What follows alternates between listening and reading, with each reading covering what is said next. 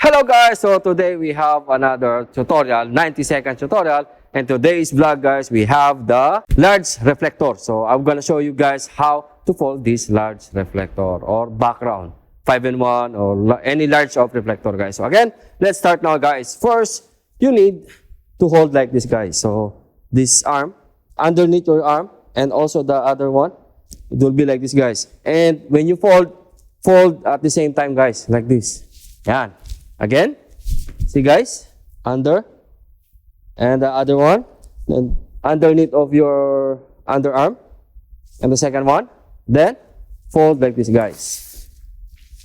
Then, that's it guys. So again, this is how you fold your large reflector. So there's another way guys. Ayan, if you want, you can make on this side guys, any edge.